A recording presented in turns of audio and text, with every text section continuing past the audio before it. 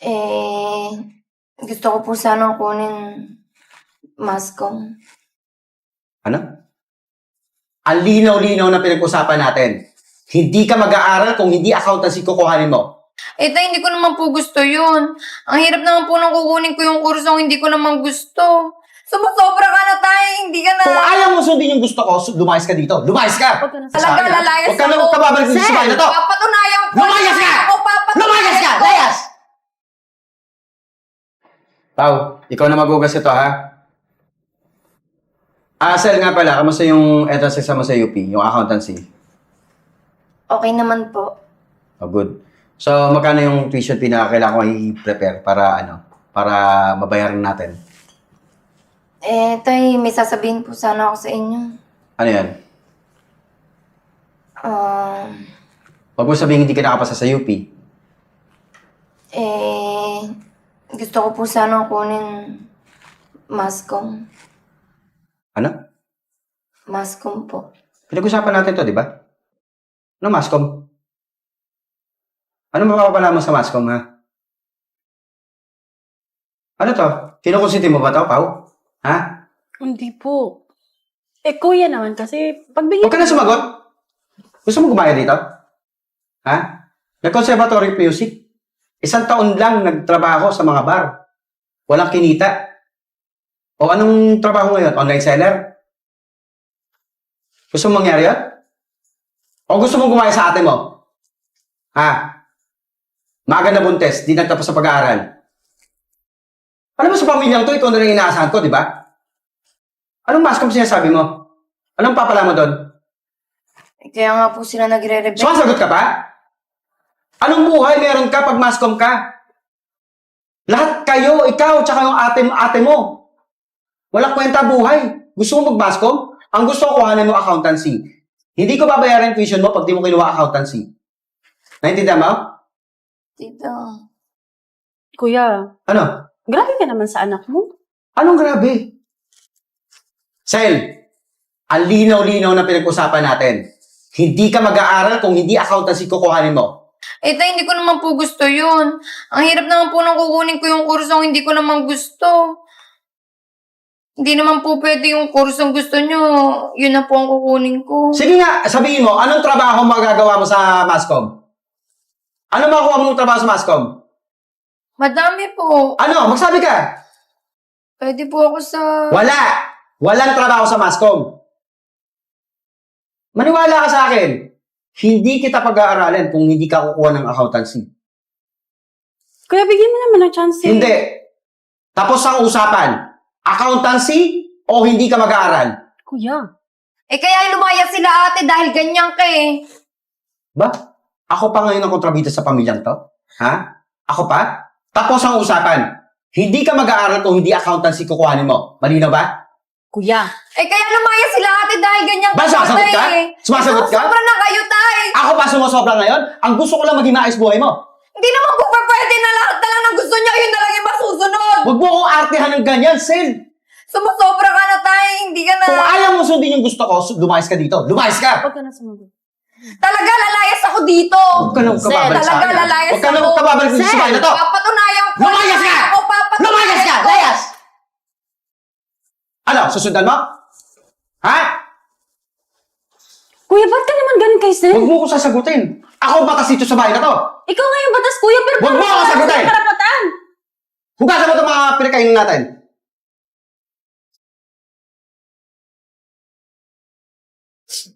Grabe naman yun si tatay, tito. Sorry. Ba't naman siya ganun? Hindi man lang niya na kami unawain. Anak niya kami, pero wala siyang suporta.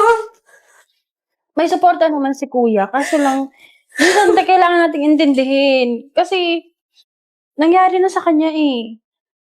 Saan nagpupunta? Tsaka, nakausap ko na rin pala si Ate Virgo mo. Doon ka na muna sa bahay niya. Kasi, kung titira ka dun sa mga kaibigan mo, baka lalo kang malitin ng tatay mo. Hindi ko nga alam, tita. Saan ako kuha ng pangaral? Gusto ko nga magmasko. Huwag ka na umiyak, ha? Kaya natin yan. Alam mo, gagawan ko ng paraan.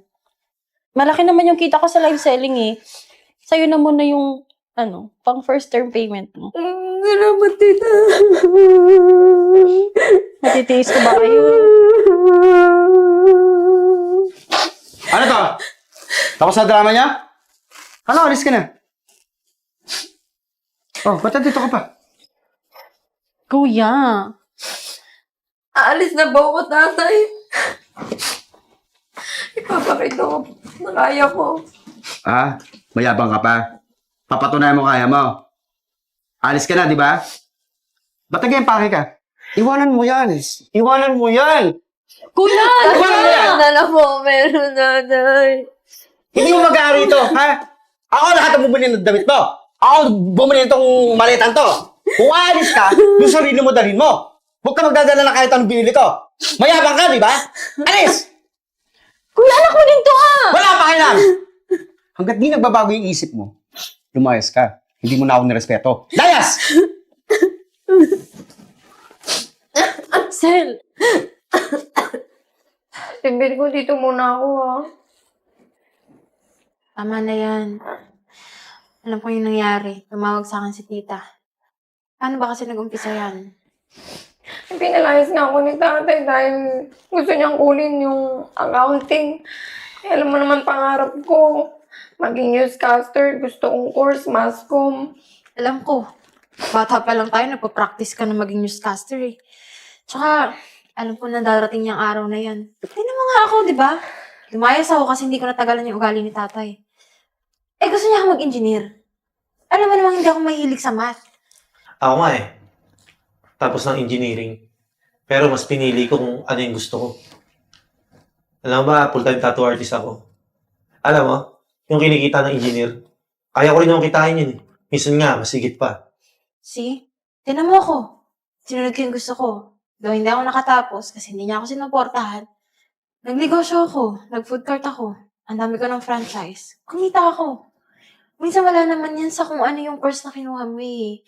Dapat sundin mo kung ano yung magpapasaya sa'yo. Kung hindi ka man kumita, at least masaya ka. Eh, paano yung pag-aaral ko, ate? Walang-wala ako. Pati nga maleta ko, kinuha ni tate. Ang cellphone lang dala ko. Ano ka ba? Kapatid mo ko. Papabayaan na kita. Tsaka, yan, cellphone. Diyan mo umpisahan. Hindi ba pangarap mo maging newscaster? Mag-practice ka sa pagbablog. Alam mo, maraming kumikita dyan. Ang dami yung mayaman dyan. Kapag kumita ka, mapapag-aral mo yung sarili mo. Tsaka nandito naman ako eh. Pwede naman kita suportahan. Tsaka susuportahan kita sa kung anong gusto mo. Maraming salamat, ate, ha? O siya, tama na yan. Love, sama mo si Sed. Saan? Mag-mall kayo. Bili mo siya ng mga gamit. Tinan mo, ang yaman ng asawa ko. O, sige Thank na. you, kuya. Para magpahinga ka muna, tapos mamaya lalabas tayo. Sige, ate. Sige na, punta na sa kwarto mo. Hi guys! Welcome back to my channel! Maraming salamat po sa lahat ng sumusuporta sa aking vlog. Kung hindi dahil sa inyo, hindi tayo aabot sa 2 million followers! Akalain nyo, 2 months pa lang, ang bilis! At ayan na nga, nagbigay na naman ng stars si Mr. Chiquinito. Very supportive talaga. Palagi nagbibigay ng gift yan, tsaka stars. Kaya tayo makakapag-meet and greet kay Mr. Chiquinito para makapag-thank you naman tayo sa kanya in person. Okay guys, hindi ko na patatagalin to. Palagi niyong tatandaan yung tinuturo ko sa inyo. Palagi niyong susundin yung magpapasaya sa inyo. Thank you! Kita-kita ulit tayo bukas! Bye-bye!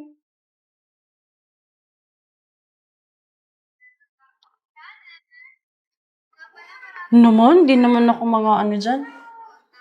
Kuya, tingnan mo yung anak mo, si Sel. Sikat na ito. Ang daming viewers nito sa mga vlog niya, sila ni Virgo. Nakaka-proud. 2 million daw! Grabe! Ano, nakakain ba yung 2 million na yan? Makakabuo ng pamilya niya 2 million na yan? Anong papalaan niya dyan? Kung nag-aaral siya, di mas maganda. Kuya, hanggang kailan ka ba magagalit sa mga bata? Dapat nga, maging proud ka sa kanila. Tingnan mo, nagsumikat tong mga to. Di natin alam, baka nag-aaral din to pag gabi, kuya. Kita mo ginagawa ng batang yan, nagbablog. Para ano, pagtawanan? Pagtawanan ng angka ng nanay niya? Na wala namang tinapos? Pare-pareho kayo?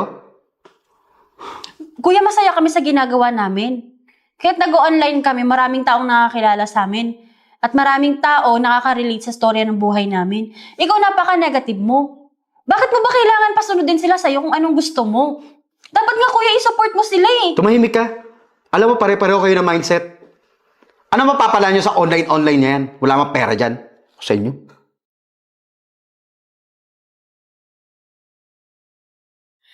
Ate! Oh, Grabe, ang dami na ng views sa mga vlogs ko. ayun nga, kakapanood ko pa lang. Sabi ko sa'yo sundin mo yung gusto mo, tinan mo. Masaya ka na, kumikita ka pa. Pag-aral mo pa sarili mo. Oo nga eh. Soon, magiging proud din si tatay. Sana nga maging proud si tatay sa akin. Pero baka naman napapabayaan mo na yung pag-aaral mo, ha? Hindi ate, binabalance ko naman yung pag-aaral tsaka pag-vlog ko. Dapat lang. Sel, may dumating na parcel. Galing daw kay Mr. Chiquinito. Wow! Ate! Si Chiquinito na naman. Ang dami niya na napadala sa'yo, ah. Wala, ang bait naman ni Mr. Chiquinito. Grabe, ang ganda ng lapel. Ano to? Wow, grabe! Cinema cam to ah. Mahal to. Ay, Wala, grabe. bait naman ni Mr. Chiquinito. Tsaka galante, ha? Fun ba talaga yan? Baka naman boyfriend mo yan, ha? Ay, excuse lang. Nga pala. Nakalimutan ko kasi. Andun nga pala si Mr. Chiquinito. Ay, papasukin mo na makilala natin. Makapag-thank you naman ako sa kanya sa personal. Sige, tawagin ko lang. Ate, magagamit ko sa mga vlogs to. Tsaka bakit kaya ang mamahalang binibigay niya? Ayan nga. Si Mr. Chiquinito nga pala. Tatay.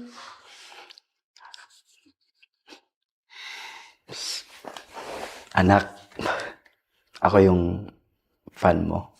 Number 1 fan mo. Si Mr. Chiquinito.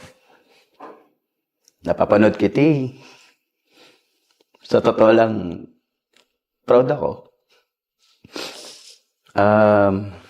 Personal kong binigay yung mga regalo ko kasi gusto ko sanang humingi ng pasensya sa mga nasabi at saka mga nagawa ko sa iyo. Akala ko tayo ayaw mo yung mga ginagawa namin. Anak, kasi sa totoo lang, ayoko kitang matulad kayo ng ate mo.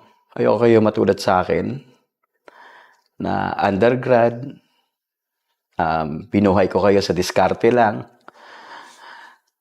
Ayoko kayong pagtawanan katulad ng pamilya ng nanay nyo. Nalaman nilang undergrad ako. So, pinagtawalan lang nila ako. Minaliit. Tapos, hindi tayo winelcome sa bahay nila. Ayoko mangyari sa inyo yun. Kaya gusto ko sanang kuhanin nyo yung mga kurso ng nanay nyo, accountancy, tsaka yung kuya niya, engineering. Kasi, para ba pag malaki ko kayo sa pamilya niya? Pero mali pala eh. Hindi niya pala gusto. Kaya sorry. Okay lang yun, tatay. Pinapatawad ka namin. Maraming salamat sa lahat ng suporta mo sa amin, tay. Sel, kung kaya mo siyang patawarin ako, hindi. Ikaw lang naman sinuportahan niya eh. Bakit? Di ba hinayaan mo kong lumayas? Kailangan namin suporta mo bilang tatay namin. Love. Yung tatay niyo kasi, hindi naman talaga kayo pinabayaan eh. Siya yung sumusuporta talaga sa inyo. Totoo lang, yung mga food carts mo, ako nag-franchise nun. Ako lahat. Kala mo lang, di ko alam na may business ka. Kaya sinuportahan ko rin. Dahil alam kong yun yung gusto mong gawin. Nandito lang naman ako sa tabi. Hindi nyo lang nakikita. Pero gusto ko lang na makita nyo yung mga kaligayahan nyo sa puso nyo.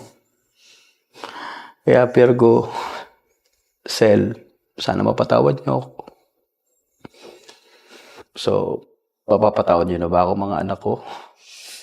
Siyempre naman. Tatay ka namin. Salamat. Patawarin mo din kami, tay. Patawarin nyo ako.